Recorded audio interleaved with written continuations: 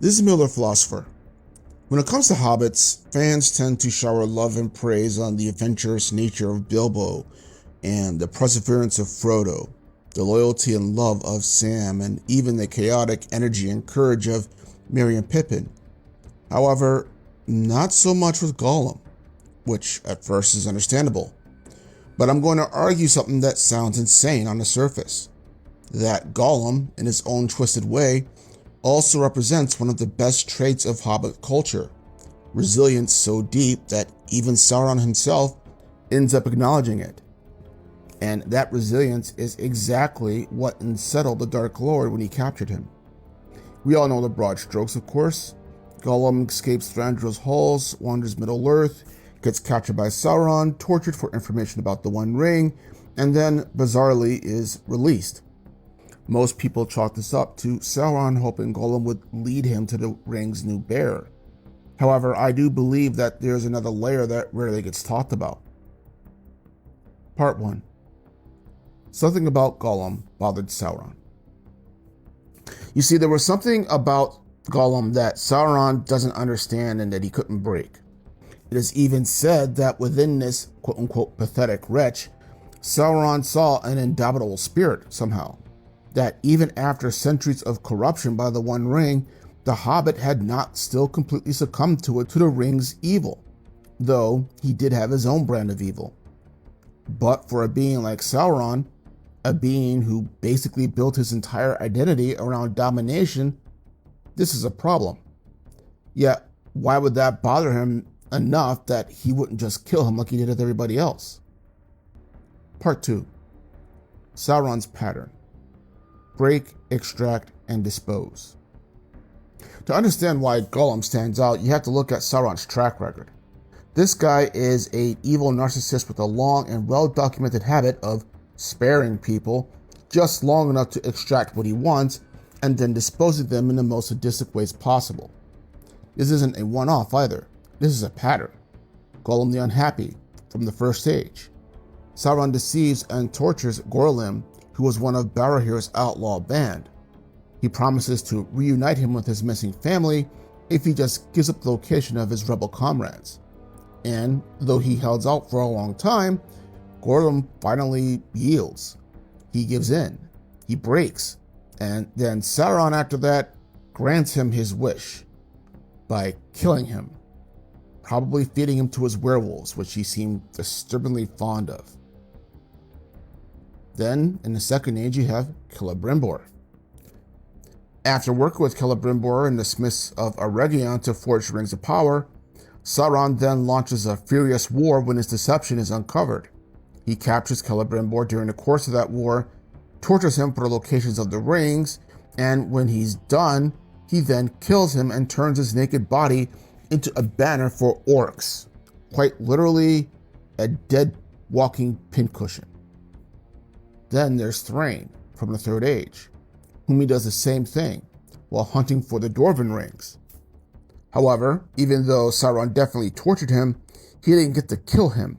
But Thrain was so broken by the experience, which if you know dwarves, it's a hard thing to do, that when Gandalf found him, the Dwarf Lord barely remembered his own fucking name. And this is basically Sauron's MO. This is how he operates. And I've given the devil his due before. Sauron is by far probably one of the most intriguing characters that Tolkien has ever written. Sauron is smarter and more goal-driven than his former master Morgoth, not being as nihilistic, actually having a fucking goal to his hidden evil and malice. But let it never be said that I never called the guy out for being seriously fucked in the head. So, what's with this track record? What made Gollum different from these other guys? Part 3. Why didn't Sauron just kill Gollum? It's quite clear that Sauron had no respect for this hobbit at all. He begrudgingly respected elves, Númenóreans, and even dwarves to a degree, if only because they had consistently ruined his plans and were just basically too stubborn to just die out already. Gollum, however, was none of these things, neither great nor noble. As is said in the movies, "You're a liar and a thief."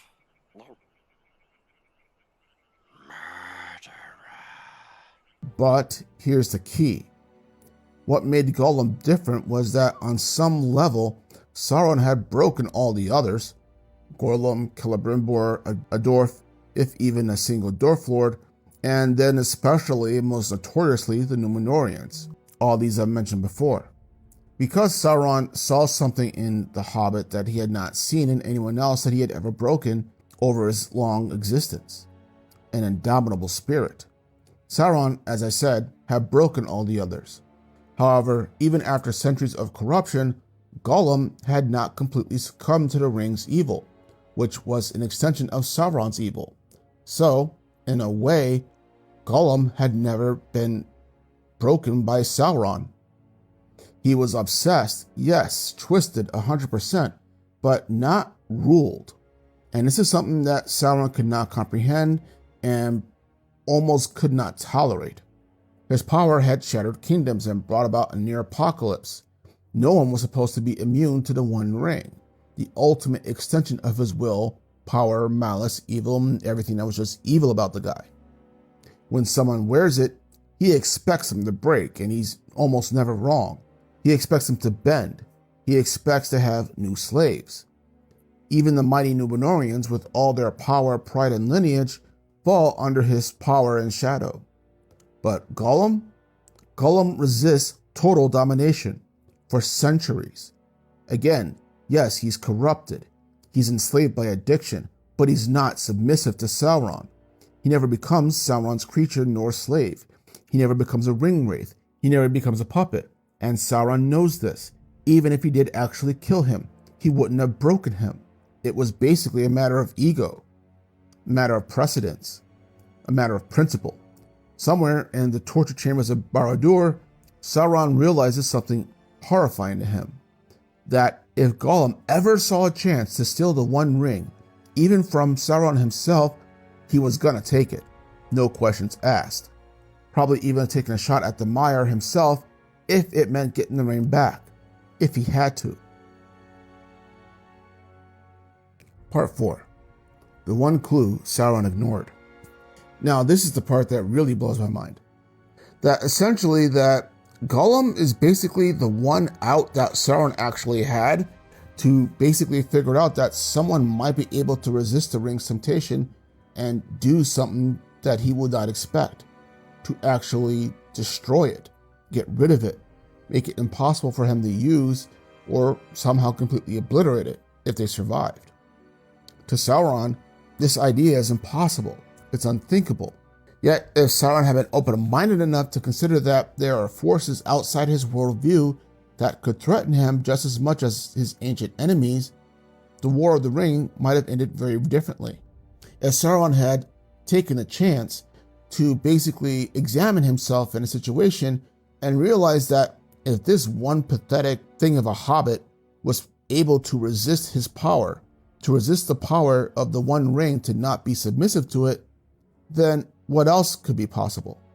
What else could be a threat to him? Sauron cannot imagine someone willingly destroying the greatest weapon ever forged, because he himself cannot imagine it, nor can he defend against it. Domination was all Sauron understood. Perhaps more so than Morgoth, it was the one of two things that he basically built his identity around. Part 5. Gollum and the glitch in Sauron's matrix. So, this is why Gollum bothered Sauron so much. Gollum was an anomaly, a glitch in Sauron's matrix, a creature who should have been broken but wasn't, a creature who should have been dominated but wasn't, and that glitch would cost Sauron everything, because in the end, it wasn't Bilbo nor Frodo nor Merry nor Pippin who were the ones that actually brought about his end, but the hobbit he actually caught and tortured and couldn't break, who brought Sauron's downfall. And that's a very twisted irony. It wasn't the armies of the West, not the might of Gondor, nor the wisdom of Elrond, or the power of Gandalf. Even Frodo broke in the end before Gollum bit off his finger and fell into the volcano. Yes, it was that single, twisted, pathetic wretch of a hobbit with an indomitable spirit. The one thing that Sauron never understood. The one thing he never respected. The one thing he never saw coming that brought about his end. And that's why I believe that in his own twisted and, yes, own perverted and evil way, that Gollum also represented the best of hobbits, ironically enough. This is the Middle Philosopher. Have a good day.